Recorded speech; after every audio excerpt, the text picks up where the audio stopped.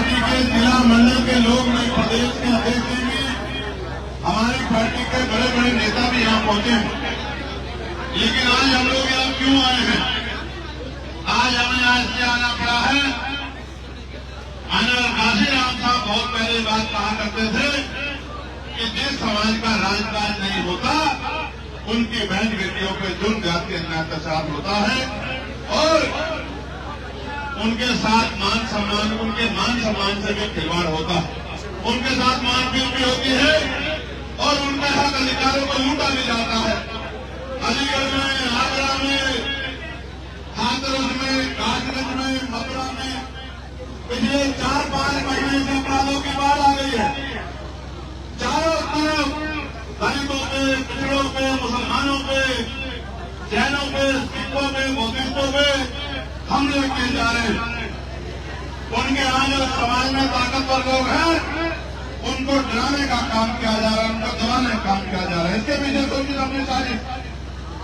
उनको ऐसा लगता है कि अगर हमने इनके मजबूत लोगों को कमजोर कर दिया, इनके मजबूत लोगों को डरा दिया, दबा दिया, तो फिर इनका कमजोर समाज हमारा मुकाबला नहीं कर सकता। ये एक ऐसी गति है जो मेरे आपके सामने चैलेंज है। इस चैलेंज को हमें स्वीकार करना पड़ेगा और अपराधियों को, सामंतियों को मुंह तोड़ जवाब देने का समय आ गया है। यही बताने के लिए मैं खाना खाने नहीं आया, मैं अलीगढ़ मिठाई खाने नहीं आया, मैं अलीगढ़ में पंखे एसी के हवा लेने नहीं आया, मैं अलीगढ़ के शौर्य को, उनके शौर्य को, उनके सम्मान सम्मान को जगाने के लिए आया हूं कि आप किसी कमजोर नहीं हो, आप किसी कमजोर नहीं हो। कारण यह है कि पिछले 12-13 साल में हम लोग जो सत्ता से दूर रहे हैं, सत्ता से दूर रहने के कारण 2027 में तो 15 साल हो जाएंगे। महाकाव्य में रामचंद्र जी का वनवास भी 14 साल का था। 14 साल के बाद वो भी लौट के राजकाज करने लगे थे। आप तो मेरे साथियों डॉक्टर बाबा साहब अम्बेडकर के अनुयायी हो, इन्होंने ये कहा है कि राजनीति में हिस्सेदारी नहीं करोगे, इसका सबसे बड़ा दंड ये होगा कि ऐसे लोग आपके ऊपर शासन करेंगे। उन्होंने ये भी कहा है कि political power is the master की, इट इज द मास्टर की by which can you open and each every door of your success। यानी कि राजनीतिक सत्ता वो चाबी है जिसके द्वारा आप अपनी जो समस्याएं, उनके जो समस्याओं पे ताले रूपी जो दरवाजे बंद कर दिए गए हैं, उन सारे तालों को आप खोल सकते हो। आज आप यहाँ इतनी बड़ी संख्या में जुटे हो, अन्याय होने पे अन्याय को सबक सिखाने के लिए जुटे हो, लेकिन यह अन्याय हम पे क्यों हो रहा? क्योंकि पुलिस और एडमिनिस्ट्रेशन सरकार के अधीन होते हैं। जिनकी सरकार होती है, अच्छे अधिकारियों को मजबूरी में उनके हिसाब से काम करना पड़ता है। कभी कभी निर्दोष लोगों पे झूठे मुकदमे लगाने पड़ते हैं, निर्दोष लोगों को जेल भेजना पड़ता है, अपराधियों को बचाना पड़ता है। एडमिनिस्ट्रेशन कभी कभी अपराधियों के समर्थन में खड़ा हो जाता है। ये तो पूरा क्षेत्र गवाह है, चाहे हाथरस का मामला हो, मथुरा का मामला हो, आगरा का मामला हो, अलीगढ़ का मामला हो, चारों तरफ बहन बेटियां भी सुरक्षित नहीं है, नौजवान भी सुरक्षित नहीं है, समाज के सामान्य लोग भी सुरक्षित नहीं है, हमारी जमीन भी सुरक्षित नहीं है। आज अपनी जमीन, अपने बच्चों के सम्मान की रक्षा आपको हमें करनी पड़ेगी। इसलिए आज हम लोग इकट्ठा हुए। जब हम लोग आपस में लड़ते रहेंगे, आपस में एक दूसरे की टांग खींचते रहेंगे, इसको शासन प्रशासन भी देखता है, उनको ये एहसास होता है कि ये तो खेलने एकजुट नहीं है, ये अपने लड़ाई को लड़ने का काम कैसे करेंगे।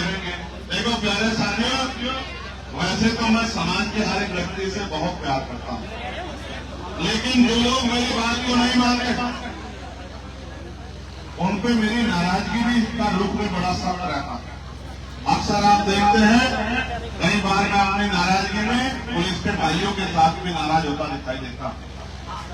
जब आपको कुर्सियां बिछी हुई तो आपको पीछे जाना चाहिए। आप जबरदस्ती में बिछे हुए कुर्सियों पे लोग घंटों से बैठे हैं, आप जबरन आके आपने हिस्सा घेर दिया, क्योंकि वो बेचारा शांति से बैठे, आपको कुछ कह नहीं रहे। अब आप यहाँ खड़े होके कोई इधर को ठुमका लगा रहा है, कोई उधर को ठुमका लगा रहा है, फिर कामों में दम की चिंता भी, इतनी चिंता थी तो पहले आके बैठना चाहिए। तब तो आप आके बैठे नहीं, तब तो आप इधर उधर घूम रहे थे, कभी इस मंदिर की तरफ जा रहे थे, कभी इस बिल्डिंग की तरफ जा रहे। अब आपको परेशानी हुई तो कष्ट सहना सीखो, दर्द सहना सीखो। गुलामी की बेड़ियां काटना कोई आसान काम है क्या?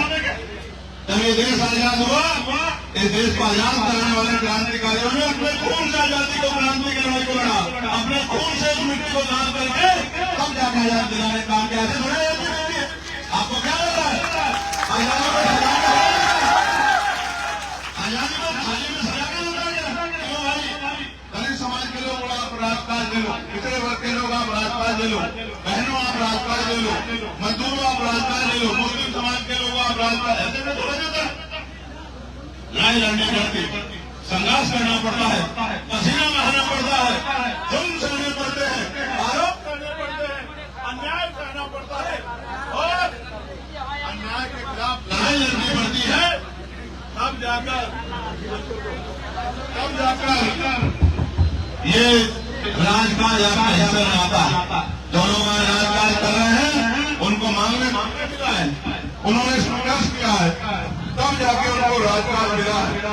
आप भी अगर चाहते हो कि आपको राजकाज मिले, मैं ये बात कह रहा था कि पिछले 13-14 साल से राजकाज हमसे दूर, राजकाज होने के कारण आज बहन बेटियों पर जुल्म भी होता, कोई पीट देता है, बाद में आरोप लगा देता है कि ये तो किसी बच्ची को अब सब कह रहा था, और सड़क पर शारीरिक रूप से पीट के खाल उतार लेता है, क्योंकि वो देख लेता है कि नीला पटका पहने हुए है तो बाबा साहब अम्बेडकर का अनुयायी है, ये सरकार बाबा साहब के खिलाफ है।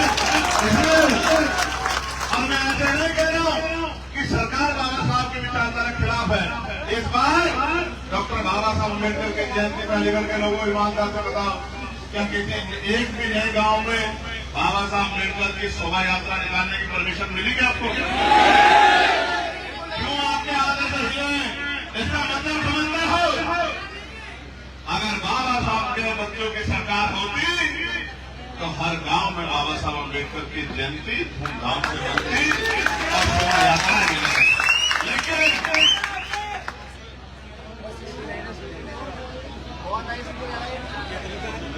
जिस समाज को जूते खाने की आदत पड़ जाती है, उसको सम्मान का जीवन हजम नहीं होता।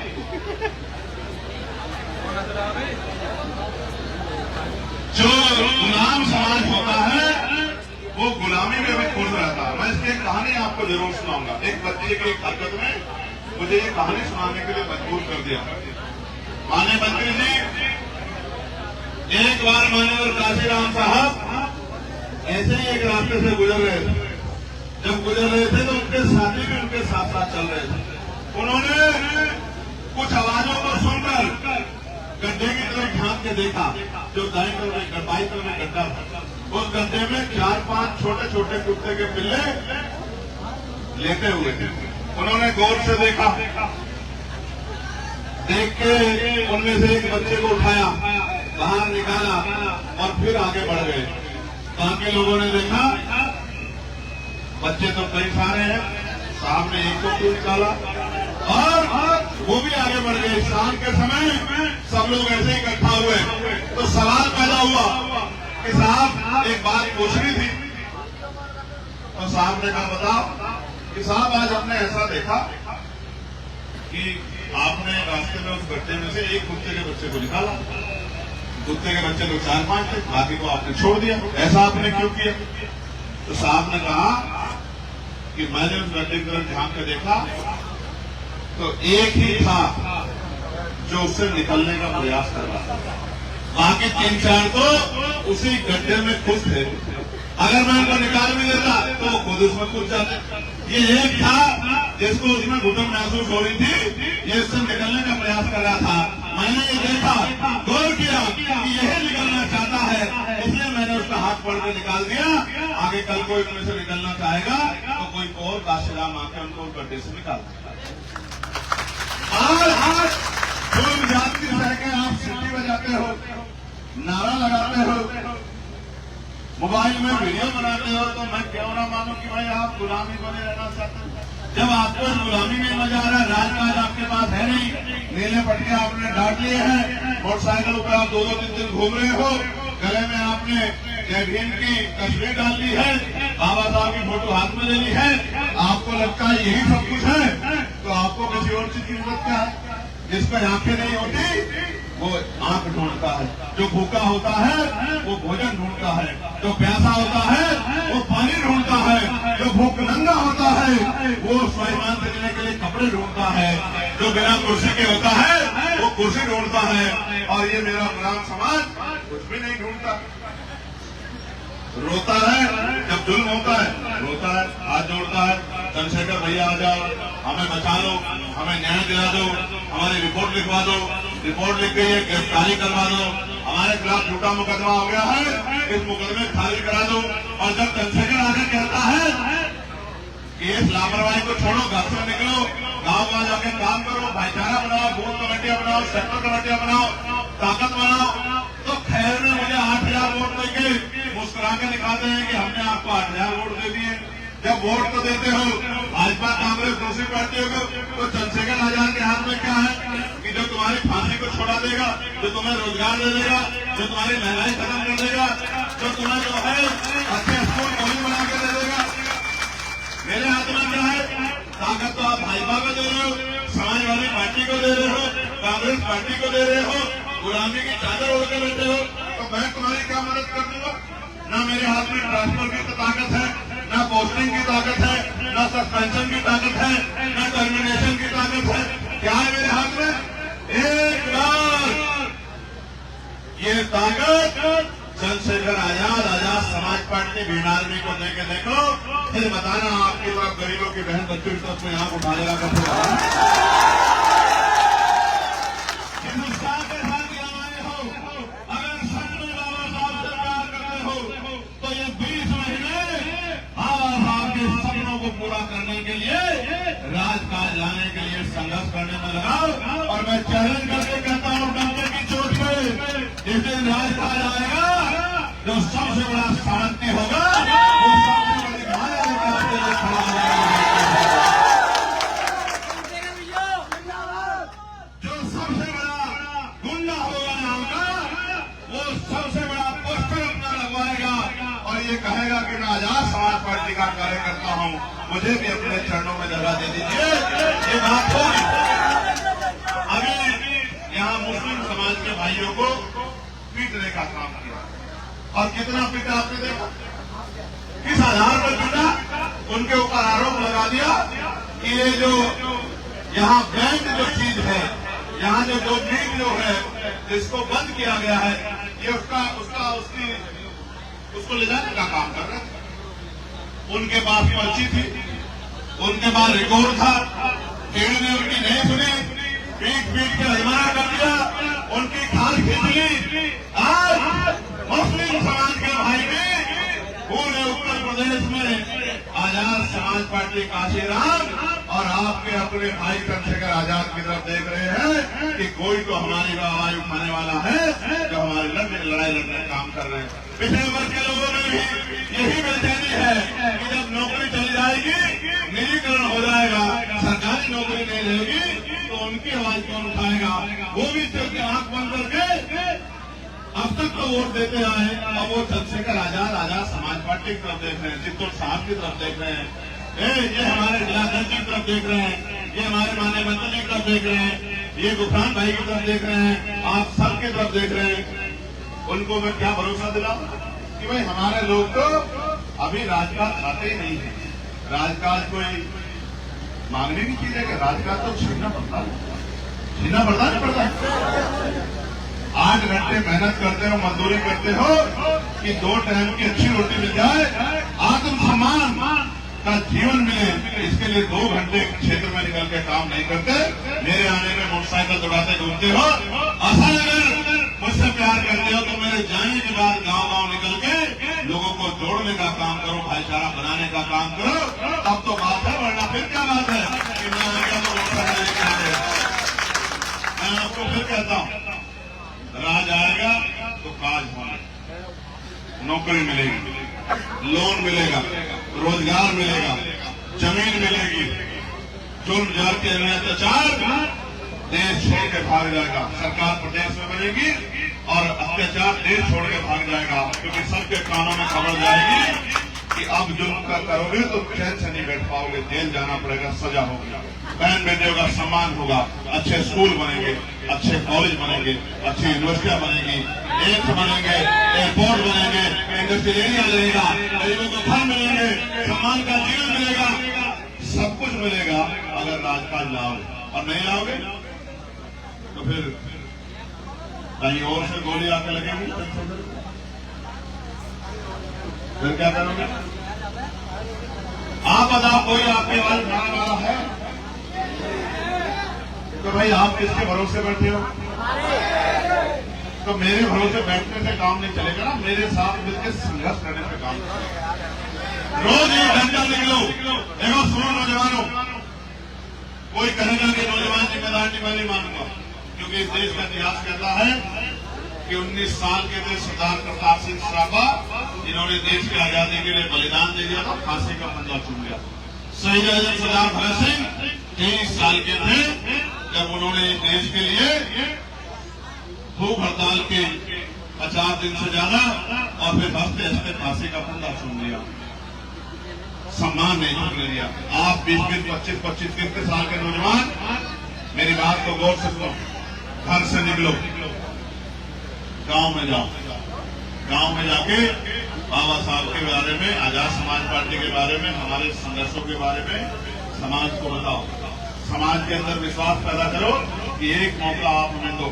घर से निकलो, एक गांव को तैयार करो, 2 गांव को तैयार करो, बूथ कमेटी बनाओ, सेक्टर कमेटी बनाओ, भाईचारा कमेटी बनाओ, व्यवहार पैदा करो और अगले 20 महीने काम करो। पूरे 5 साल इज्जत की जिंदगी प्राप्त करो, उसकी गारंटी मैं आपको लिखित करके देता हूँ, ट्रेड लेकर। और इस 20 महीने में कभी आ गया कोई तो इधर भाग के चले गए, कभी आ गया तो भागते, तो ऐसे ही रहोगे तो फिर अगले 5 साल जो जुल्म होगा उसके जिम्मेदार आप लोग होंगे। जितनी बच्चों का रेप होगा, गरीबों की बच्चों का, उसके जिम्मेदार आप सब लोग होंगे, क्योंकि आपने लापरवाही दिखाई, आपने ताकत नहीं बनाई। इसलिए आज सामंती जो है बच्चों की तरफ आंख उठा के देख रहे हैं, ये सिर्फ आपकी गलती, आपकी लापरवाही की वजह से। समाज में क्या इज्जत बनेगी आपकी? कि इनकी नालायकी की वजह से, इनकी लापरवाही, इनकी गैर जिम्मेदारी की वजह से आज हमारी ताकत नहीं बन पाई। ऐसा बनना चाहते हो? ऐसा बनना चाहते? क्या जवाब दोगे उन बहनों को जो भरोसा करते हैं कि नीले पट्टे वाली हमारी देश की रक्षा करें? क्या जवाब दोगे उन माओ को? क्या जवाब दोगे इनके आंसू नहीं सूख रहे? मैं माननीय मंत्री जी को ये कहना चाहता हूँ, माननीय मंत्री जी, ये हमला सिर्फ आप पे नहीं है, ये हमला हमारे पूरे समाज पे, हमारे मूवमेंट पे है। इस हमले को हम लोग बर्दाश्त नहीं करेंगे। ये बात मैं आपको बताने के लिए आज अलीगढ़ आया हूँ। आप चिंता मत करना, हम सब लोग आपके साथ ढाल बनकर खड़े हैं। आप अपने आप को अकेला मत खिलाएं। और ये बात माननीय मंत्री जी के लिए नहीं कह रहा हूँ, मैं जिलाध्यक्ष जी को भी कह रहा हूँ, मैं यहाँ बैठे हर एक बहादुर अपने भाई को कह रहा हूँ, खड़े हो जाओ पैरों पे। यहाँ नहीं, कभी यहाँ खड़े हो जाओ। हाँ, मैं तुमको जानता हूँ, मेरी बात को पता नहीं क्या समझ करता।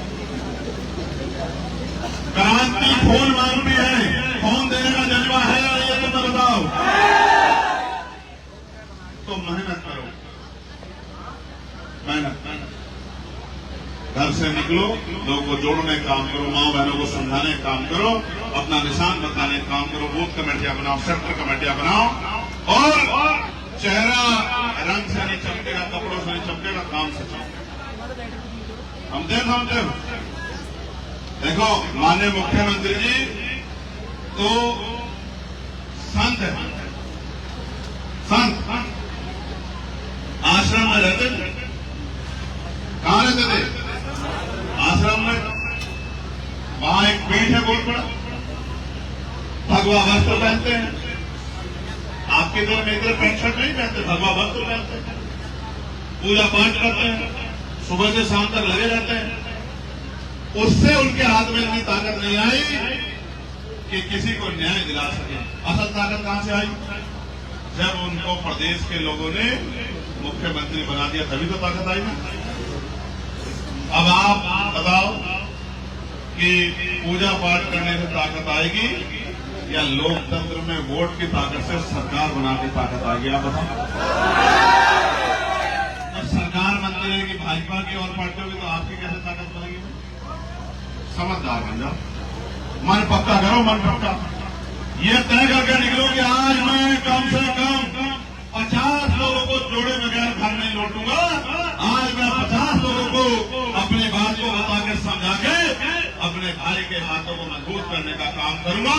इस जुल्म को करने वाली सरकार के ताबूत में 50 कील ठोकने का काम आज मैं करूंगा। ये बात को सोच के घर से निकला करो, तभी जाके बात करें। आप यहाँ आए हो, आज आपने एक छोटे से कॉल पे संख्याबल दिखाया है। मैं अपने पूरे पार्टी के सम्मानित साथियों का धन्यवाद करता हूं और आपसे कहना चाहता हूं, और यहाँ आपके माध्यम से प्रशासन पुलिस से भी कहना चाहता हूं। देखो भाइयों, पुलिस का मुझसे बड़ा कोई हितैषी नहीं है, कोई हितैषी नहीं।